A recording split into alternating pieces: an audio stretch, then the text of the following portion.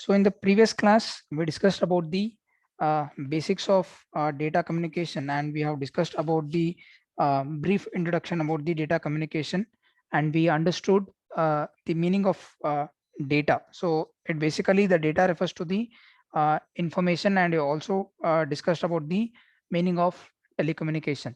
So in today's class, we'll be discussing about the characteristics of data communication, or whenever we want to have a effective communication between two devices or between two sources, we can say resources, we always want to have a proper and uh, effective communication. So for that, we have some characteristics.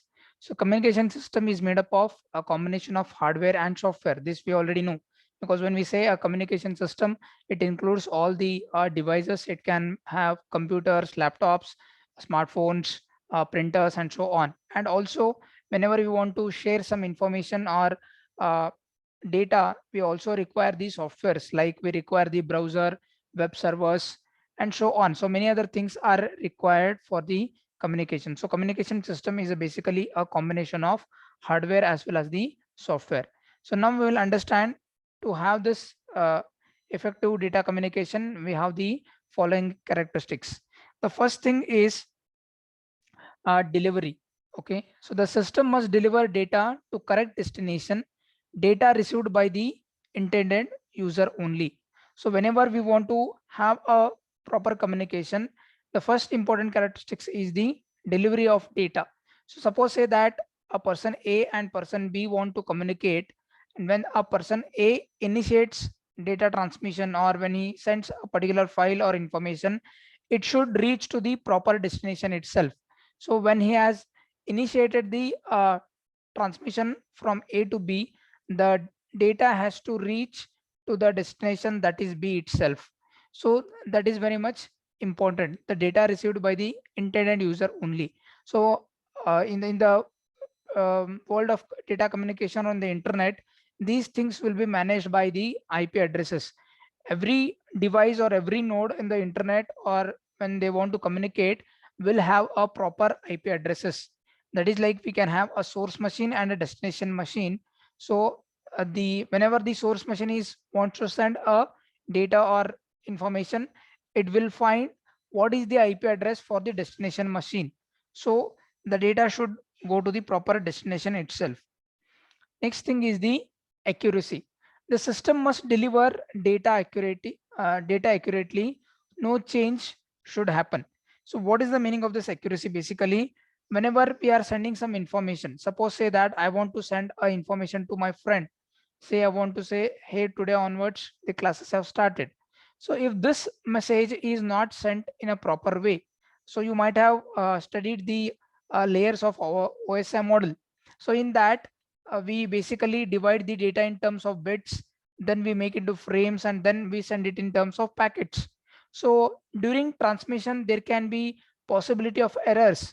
Okay, so to avoid these kind of errors, sometimes what we do, we add some bit patterns, like we have odd parity or even parity. I hope you have studied this in the previous semester. Everyone remember this odd parity and even parity, parity bit checking? Yes, sir. Okay, so what basically we do there, to avoid the errors that may occur in terms of transmission, we add some parity bits.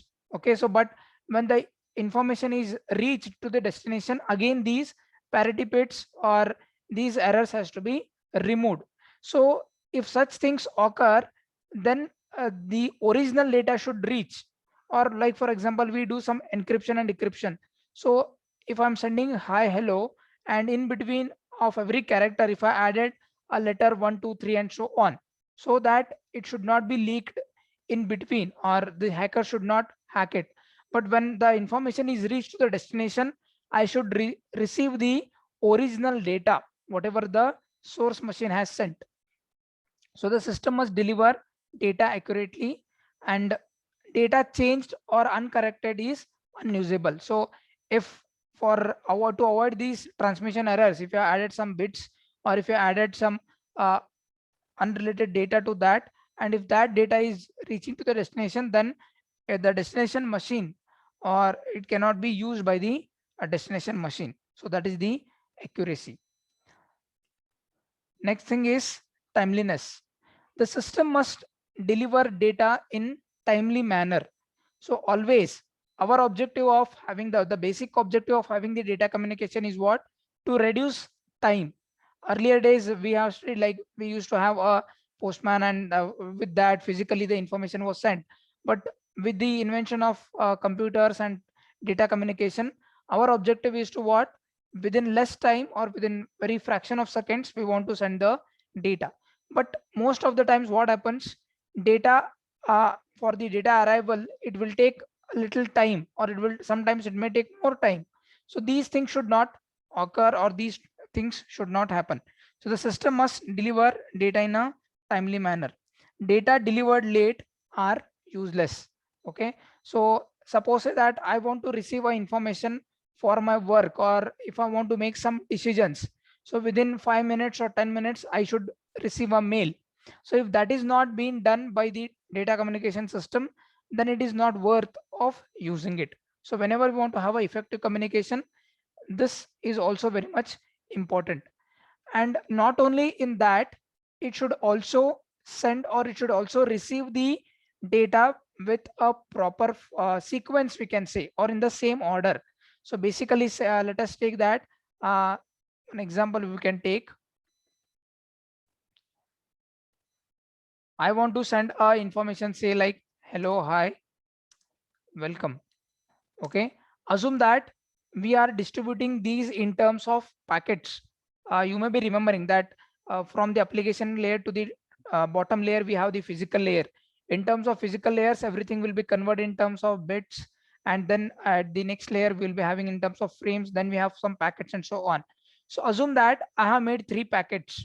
Okay, packet 1 will have hello, packet 2 will have, or I will just name it as P1, next as P2, and next as P3. So these are my 3 packets which I'm transmitting. So if the destination machine wants to understand this information, the destination machine should also receive the packets in the same format. But if it is receiving the packets like say P2, P3, and then P1, so in this way, then there is no use of receiving such messages, because such message is not usable. So this is the important factor about the timeliness. It should send the data, or it should receive the data within the proper allocated time. We do know that there can be traffic or there can be congestion, but there should be some deadline. Like if I say it takes 5 minutes, I will give some extra extended time, like say 10 minutes. Within 10 minutes that data should reach. So because based on those data that we are receiving, or information that we are receiving, we are moving, or we are making the next decisions, or we are making the next activities. So the data should reach, or it should deliver in a proper time period. And also the data should be transferred in the same order. Sometimes you might have observed in the movies or in your TV serials, like sometimes the video will be there and audio will be there. I mean, when you're watching a movie, the video clip is, and there is a audio clip. So there is no synchronization between a video and audio. So whatever the video is displaying, audio is coming after 2 seconds or after 3 seconds. So these things will occur if the communication channel is not proper, or if you do not have a proper communication system. So if the data is transmitted without any delay and with in the same order, that we call as the real time transmission. So this is about the timeliness. Next, we have something called as jitter. So variation in the packet arrival time or uneven quality in the video is the result. So this we call it as the jitter. Why this jitter basically occurs? Sometimes say that we have something called as routing. So suppose say that I want to send a information from our college to say somewhere Hubli. So I have a proper route. So I will send it from Belgaum to Dharwad via Kittur, and then I will reach Hubli. But if there is some congestion in the sense if there is some traffic, or if there is the road is not available, or something say there are some barricades are put, so I cannot reach that particular destination. So I will take a alternative route, and because of the alternative route, it will take more time. Okay, so because of this, there will be a variation in the packet arrival time. So because of this packet arrival time, if there is in the variation, then it will lead to the something called as jitter, and because of this, the video or the audio quality may be reduced. Basically, we focus on the video qualities whenever we are sending some live telecasting, or sometimes you are watching some cricket match or some events that are happening live. So if there is any proper, or if there is any congestion that is occurring because of this, the factor called jitter, there is uneven quality in the video, and this is the uh, problem that we can face with the because of the jitter. We can take an example. Let us consider that we are sending a packet for every 30 seconds, or after every 30 milliseconds we are sending packet from source machine to the destination machine. And if some packets are taking 40 milliseconds, so the time interval is what we are given it as 30 milliseconds, it should reach the destination. But if some packets are taking more than 40 milliseconds or 50 milliseconds, then there will be no quality in the video or the data that we are receiving. So this is about the these are about the characteristics of data communication. So whenever we want to set up a data communication, or whenever we want to communicate, or whenever we want to create a network, we have to have these four characteristics done in a proper way, so that we can have a effective data communication system. Are we clear with this, everyone? So these are Yes, the sir. four important characteristics of a data communication system. So you can make note of only the points: delivery, accuracy, timeliness, and jitter. So these are the four important characteristics of the data communication system.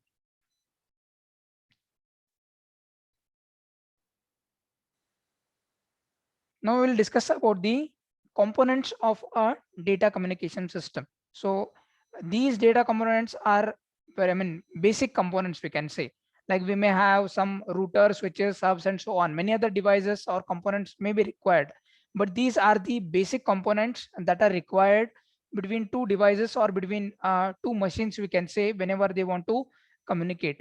And this question was asked 2 years back, I guess, for 5 marks.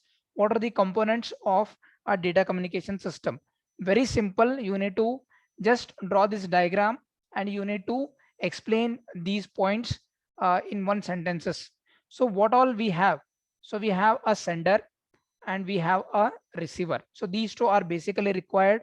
Then between the sender and the receiver, we require a channel, okay, or we require a medium, we can say. And then why we are these machines are connected? Because they want to exchange the information. So we require a message or information or a data. And then one more important factor is protocol, or nothing but the rules. Set of rules are required. So these are the five basic components of a communication system. So we require a sender, we require a receiver.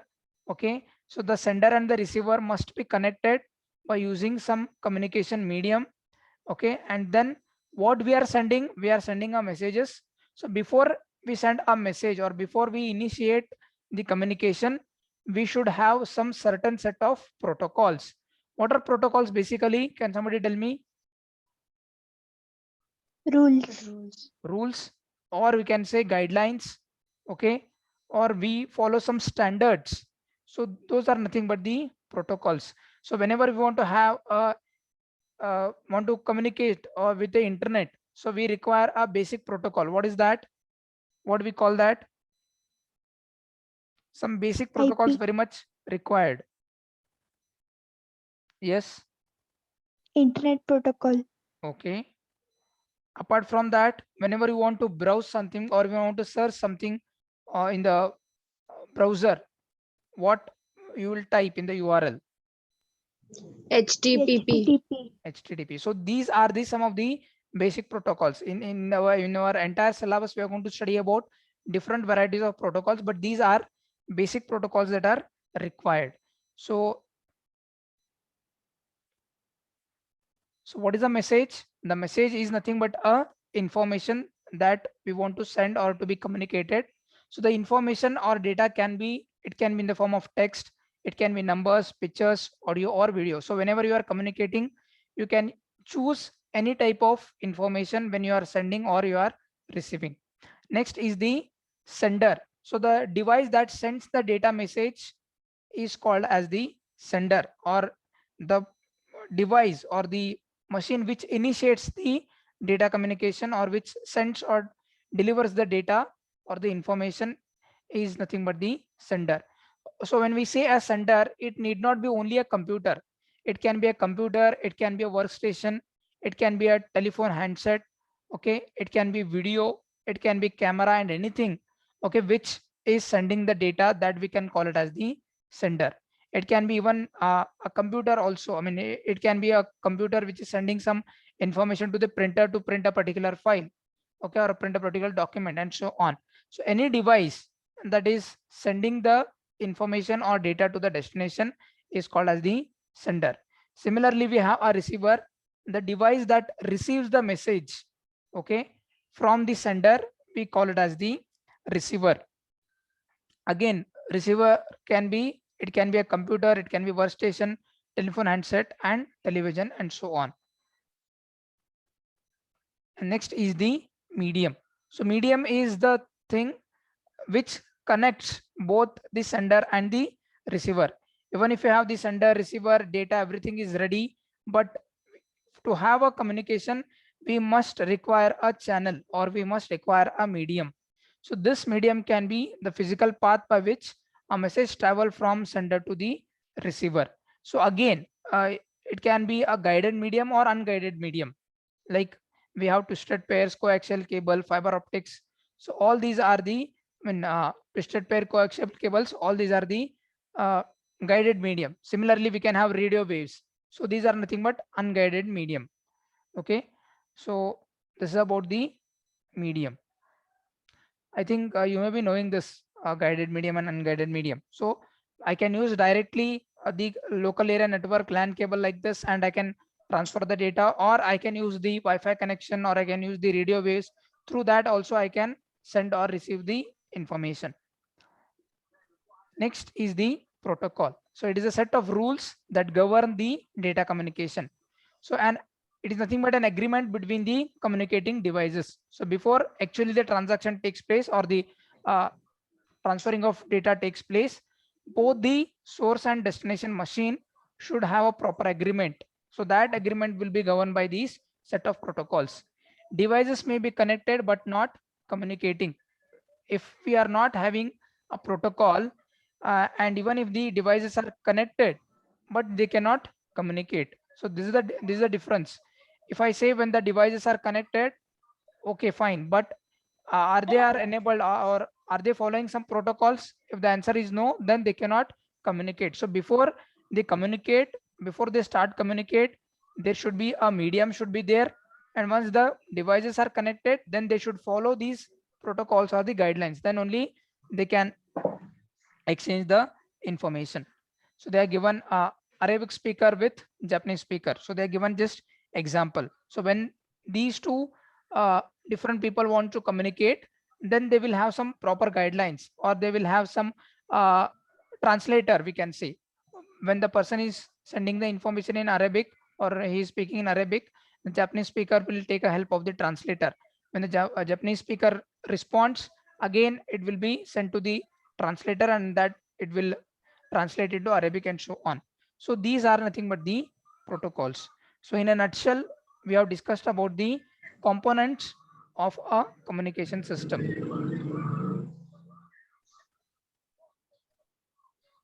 Indrayani, can you tell me what are the 5 components? Message, sender, medium, and protocols. No, you go in a proper sequence. Okay, first is what? Sender, receiver. Okay, in this way you remember, it will be easy. Sender and receiver will be there. So sender and receiver must be connected by what? They must be connected by some medium. Fine. Then why they are connected? They are connected because they want to share some message or information. So message, So before they actually share the message, they should follow the protocol. Very simple. Just draw the diagram and explain these 5 points. That will be sufficient. You can easily get 5 marks.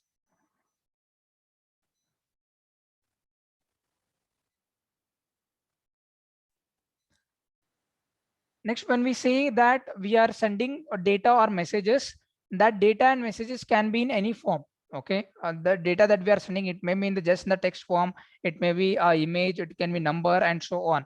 So we will discuss in brief about the data representation. But in terms of communication, when I say I am sending an image, I'm not sending an image directly, because in the OSI model, if you remember, everything that we are sending or we are receiving, it will be in terms of zeros and ones, because at the bottom layer we are sending the data through the physical layer.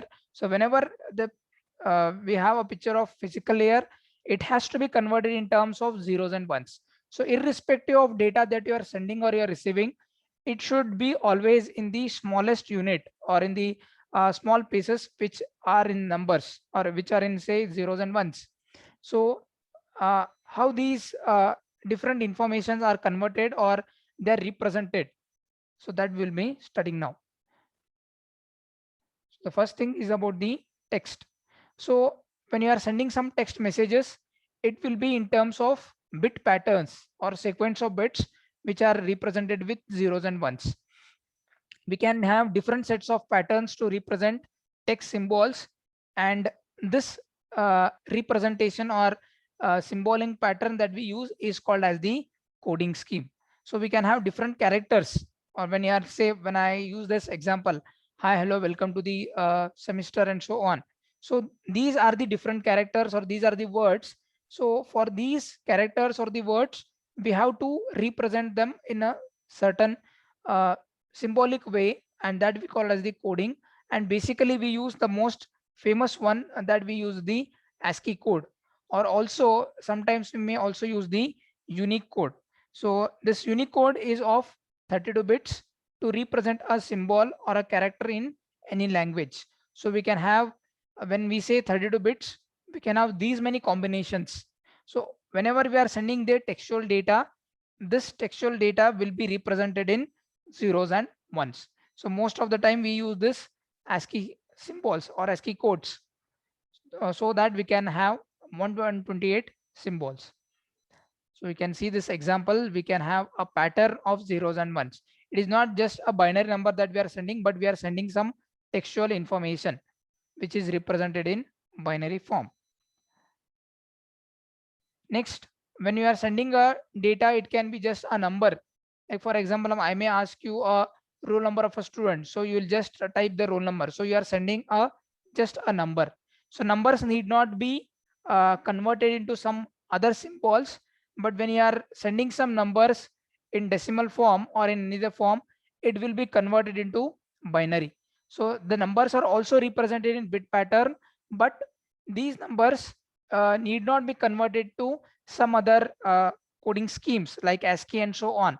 They will be just converted into binary numbers. So it will be like 0101 and so on, and that information will be sent, or we can receive the information. Next, about the images. So images are also represented with bit patterns. Like we are studying about all the different types of data representation, like it can be text, images, audio, video, and so on. All these audio, video, images, everything that we are communicating or we are sending or receiving will be represented in bit patterns only. So images are basically represented with something called as pixels. Pixels are nothing but small tiny dots, we can say. So for every image, there will be a small dots or small squares, we can say, which will have some tiny dots. You can just search in the internet, you will get what about image and a pixels, and it will have a matrix where a image is made up of small pixels, and the quality of the image depends on the resolution. Like if you take a image, or if you take a photo from your or if you click a image from your cell phone, and if you take a image from a DSLR camera, so always there will be a difference between the resolution. it depends on the number of pixels that we are using. So for smartphones and all, the pixel size will be less. I mean, we are using less number of pixels to make an image, but whereas for the DSLR and so on, we are using more number of pixels. As the number of pixels increase, the memory required will also increase. So if you take very old images, they may be like only 1 MB or 2 MB, or maybe less than that. But if you take a image with any latest smartphones, it will have 5 MB or 10 MB and so on. So as the quality of the image increases or the resolution increases, the memory size also increases. High resolution, more memory is needed. If the resolution is less, that means if you are using very few pixels to represent an image, then we require less memory space. So each pixel is assigned a bit pattern. Like for example, they are given like black and white. So if you have an image with black and white dots, we use 1 bit pattern. So if you have 4 levels, okay, we are using them, say like RGB, basic colors and so on. So in that cases, we can use 2-bit pattern to represent the images. So we are understanding, or we are understanding here that everything that we are communicating or we are sending or receiving will be converted in terms of zeros and ones. Next, similar to that, we can have audio and video also. So audio can be continuous or it can be discrete as well. So continuous data, not discrete, that is, it is not in different way. But whereas when you consider a video, okay, video is like, suppose say you are watching a movie, or it is not an entire video they have made. They have taken some small videos of 10 minutes or 15 minutes, then they have merged it. Or sometimes even it may happen that you have made a video of your own by combining all the different images. Okay, so in case of video, it will be a discrete data. That means every image or every clip will be a different one, but we are feeling that all this together is one video. But in reality, they have taken some pictures and those pictures have been clubbed. Like for example, you can take any basic video editor, or you can take Windows Movie Maker and you can merge some images and you can make it as a video. So in case of audio, the audio data has to be converted into digital signals, and from analog to digital. And also in case of video, the data or the information has to be converted from analog to digital signals.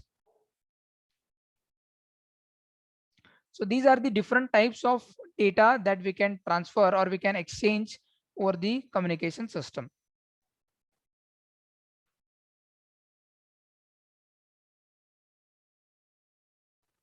Now we are going to study about the data flow. Communication between two devices can be in 3 modes. We can transfer the data. One is the simplex, second one is the half duplex, third one is the full duplex mode of data communication. So let us study with the first one.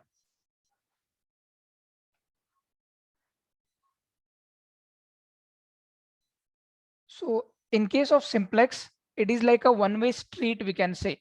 So as you can see here, we have a sender and here we have a receiver. So sender is sending the data and receiver is just receiving.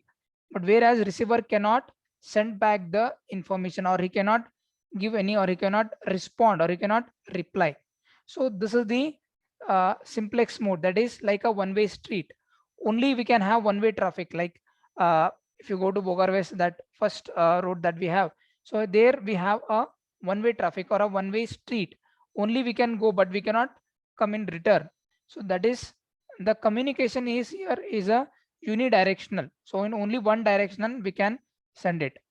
Only one device on a link can transmit, the other can only receive. So here the sender is just transmitting and the receiver is just receiving the data.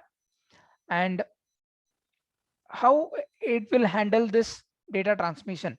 So whenever we want to transfer the data, we'll be having this communication medium is there. Okay, and these communication channels will have something called as their capacity, channel capacity, or you can say the network bandwidth. Like if I say 4 Mbps, So 4 megabits per second. So, or the packets arrival time for the sending of packets will be having this speed or the channel's capacity. So it uses the entire capacity of the channel to send the data. This we will actually understand when we study about the half duplex and full duplex. In that scenario, we will understand this. But for time being, just understand that it uses the entire capacity of the channel to send the data. What are the example for this then? Like for example, we can have keyboards. Keyboard can take only input, but it cannot give any response. It will take the input, it will forward to the next device or the CPU and so on. Similar to the monitor, it can just display the output. Whatever we are typing or whatever the information we are doing, it can just take the input and it can just display it. So these are the examples for the simplex mode of transmission. So these are also asked, what are the three modes of data transmission or how the data flows between the source machine and the destination machine? Simplex, half duplex and full duplex.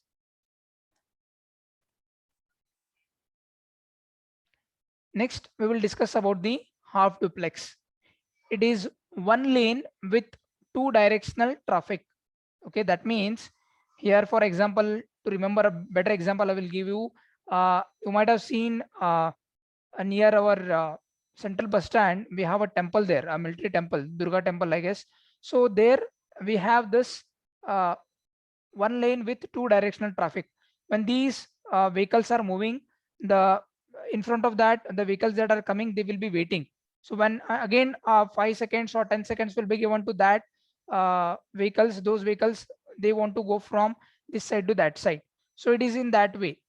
Uh, both can transmit or both can send or receive the information, but one at a time. So each station can both transmit and receive, but not at the same times. Here you can see that only this red color data is being transferred from station to this station, and this is keeping quiet. It is just receiving the data or it is just listening to the station.